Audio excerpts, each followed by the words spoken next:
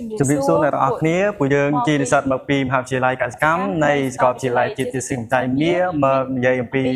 បទមួយគឺការបំរើអាកាសធាតុវិធីនេះមានចំណងមួយទាំងសួរឯងតើហេតុអ្វីបានជាយើងត្រូវសិក្សាលើការបំរើអាកាសធាតុអូបុរាណរៀនបទឯងដូចជាល្អមួយយ៉ាងដែរតាគ្នាក៏បាននឹងព័ត៌មានខ្លះៗពីការបំរើអាកាសធាតុដែរបុរាណអញ្ចឹងបានយើងសិក្សាពីការបំរើអាកាសធាតុដោយសារតែពិភពលោករបស់យើងហ្នឹងមានការប្រែប្រួលអាកាសធាតុយ៉ាងខ្លាំងពីមួយថ្ងៃទៅមួយថ្ងៃហើយវាក៏ជាវិធានបទមួយដ៏ក្តៅកគុកដែលអង្គការពិភពលោកព្យាយាមយកចិត្តទុកដាក់និងមានវិធានការការពារជាញឹកញាប់ហើយបើយើងកន្លែងទៅមើលប្រទេសកម្ពុជាយើងវិញក៏ទទួលរងការបំរែបំរួលអាកាសធាតុយ៉ាងខ្លាំងដែរហើយនៅក្នុងតំបន់អាស៊ីអាគ្នេយ៍ក៏ដូចជាវិស័យផ្សេងៗនានានៅក្នុងប្រទេសកម្ពុជាដូចជាវិស័យកសិកម្មដែលជាដង្ហើមនៃសេដ្ឋកិច្ចជាតិហើយក៏ប៉ះពាល់ទៅដល់សុខុមាលភាពដូចជាកុមារនិងមនុស្សចាស់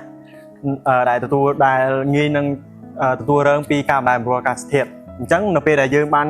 សិក្សាពីការបំរែបំរួលអាកាសធាតុពួកយើងអាចព្យាករណ៍ទុកមុននិងមានវិធានការការពារជាមុនស្រេចបើតើឯងបានយល់ពីអ្វីដែលគ្នាបានបញ្យល់មិញខ្លះទេអូអរគុណវិធីគ្នាបានយល់ខ្លះហើយអូចេនឯងកំពុងតែដើរទៅណាហ្នឹងចូលមកអង្គុយលេងជាមួយគ្នាសិនអូវិធីគ្នានេះជាលឺបងឯងនិយាយគ្នាអំពីការប្រែប្រួលអាកាសធាតុគ្នាក៏មានចម្ងល់មួយណាសួរបងឯងបានទេបានឯងមានចម្ងល់អ្វីគ្នាមានចម្ងល់មួយតើកត្តាអ្វីខ្លះដែលនាំមានការប្រែប្រួលអាកាសធាតុអូចិននេះគ្នាដូចជាមានមិត្តម្នាក់ដែលគាត់យល់ដឹងអំពីខាងហ្នឹងច្រើនអញ្ចឹងតោះពួកយើងជួបគាត់អស់គ្នាវិធីតើពួកឯងទៅណាហ្នឹងអូគ្នាមករើឯងមានការបន្តិចមិញពួកគ្នាបានពិភាក្សាគ្នាអំពីវិធានបទនៃការបំរែបំរួលអាកាសធាតុហើយចានឿនគាត់ក៏មានសំណួរមួយចង់សួរគ្នាប៉ុន្តែគ្នាគិតថាឯងអាចឆ្លើយបានតែចានឿនគាត់មានចម្ងល់តែចង់សួរថាតើកត្តាអ្វីខ្លះដែលនាំមានបំរែបំរួលអាកាសធាតុអញ្ចឹងតើឯងអាចបញ្យល់ពួកខ្ញុំបានទេអូមិនអីទេខ្ញុំអាចបញ្យល់បាននៅក្នុងការប្រែប្រួលអាកាសធាតុហ្នឹងមានសកម្មភាពធំចំនួន2គឺកត្តាមនុស្សហើយនិងកត្តាធម្មជាតិដែលជាដំបូងខ្ញុំចង់និយាយទៅលើកត្តាមនុស្សហ្នឹងខ្ញុំសូមលើកយក4ចំណុចមកនិយាយតែចំណុចទី1ហ្នឹងគឺការប្រើប្រាស់សារគីមីក្នុងវិស័យកសិកម្មទី2ការកាប់បំផ្លាញព្រៃឈើទី3ការប្រើប្រាស់យានយន្តហើយនិងទី4ការដុតផូស៊ីលឥន្ធនៈតែចំណុចទី1នោះគឺការប្រើប្រាស់ថ្នាំគីមីក្នុងវិស័យកសិកម្មនៅសប្តាហ៍ថ្ងៃនេះប្រជាកសិករយើងគាត់ប្រើប្រាស់ថ្នាំគីមីក្នុងការបាញ់សម្លាប់ស្មៅសម្លាប់សត្វល្អិតឬបំពន់ទៅលើដំណាំរបស់ពួកគាត់ឲ្យឆាប់ធំធាត់និងការពារពីសត្វល្អិតបំផ្លាញហើយក្នុងការប្រើប្រាស់នេះប្រជាកសិករខ្លះគាត់យល់ដឹងពេលគាត់ប្រើប្រាស់ហើយគាត់យកសម្បកថ្នាំទាំងអស់នេះគាត់យកទៅគេហដ្ឋានវិញប៉ុន្តែប្រជាកសិករខ្លះទៀតគាត់ទុកចោលនៅទីហ្នឹងដែលពេលដែលមានភ្លៀងអញ្ចឹងវាអាចបញ្ចេញសារធាតុគីមីមកបំផ្លាញទៅដល់ត្រីសត្វល្អិតនៅក្នុងដីក៏ដូចជាបំពុលទឹកផងដែរហើយចំពោះការកាប់បំផ្លាញព្រៃឈើយើងដឹងហើយថាព្រៃឈើវាមានតួនាទីក្នុងការស្រូបយកអូស្មန်កាបូនិកនិងបញ្ចេញទៅវិញដោយអូស្មန်អុកស៊ីសែនសម្រាប់ដកដង្ហើមត្រូវត្រឹមជីវិតរស់នៅរបស់ប្រជាជនយើងនឹង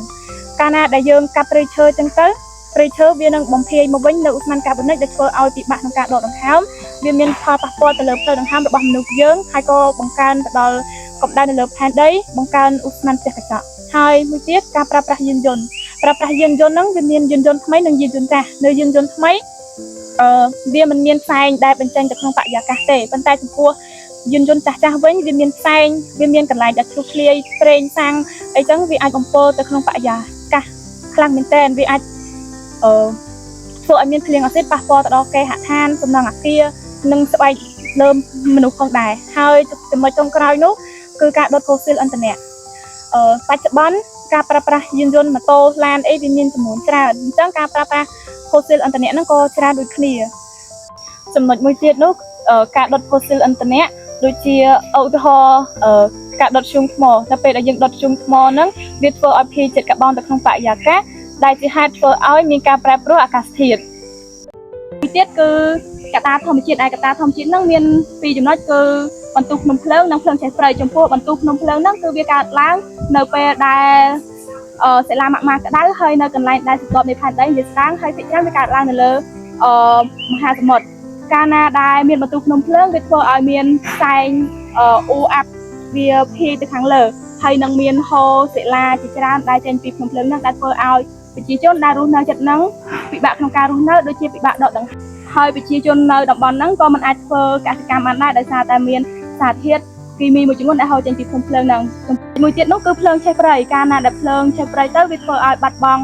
នៅគម្របរបស់ផែនដីដែលវាមានតួនាទីស្រូបយកឧស្ម័នផ្ទះកញ្ចក់ហ្នឹងហើយម្យ៉ាងទៀតក៏ធ្វើឲ្យបាត់បង់ជំរករបស់សត្វព្រៃផងដែរ អូគ្នាដូចជាបានយល់ពីចំណុចដែលឯងបានបកស្រាយនេះខ្លះដែរហើយគ្នាក៏មានចម្ងល់មួយទៀតចុះតាមធានការអ្វីខ្លះដែលយើងការពារដើម្បីកុំឲ្យមានបំរែបំរួលអាកាសធាតុ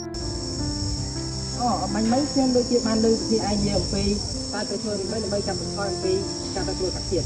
ខ្ញុំក៏មានចម្ងល់ទៅលើចំណុចហ្នឹងដែរតើអញអាចយល់ដល់ពួកខ្ញុំបានដែរទេ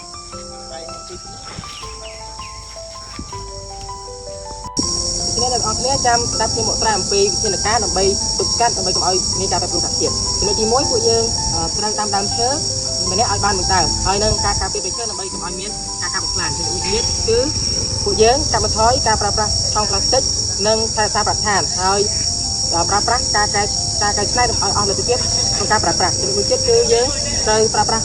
ធម្មពលស្អាតវិជាទឹកស្អាតហើយមួយទៀតគឺបន្ថែមពីនេះពួកយើងត្រូវតែចូលរួមក្នុងការកាត់បន្ថយកាកសំណល់ប្រើប្រាស់មធ្យោបាយដឹកជញ្ជូនឲ្យបានត្រឹមត្រូវជៀសវាងការប្រើប្រាស់លក្ខណៈមធ្យោបាយដឹកជញ្ជូនលក្ខណៈផ្ទាល់ខ្លួនហើយ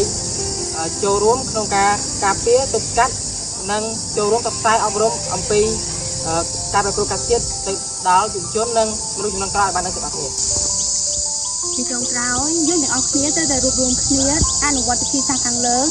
ដើម្បីកុំឲ្យមានការប្រែប្រួលអាកាសធាតុតទៅមុខទៀតដែលជាបញ្ហាប្រឈមទៅថ្ងៃអនាគត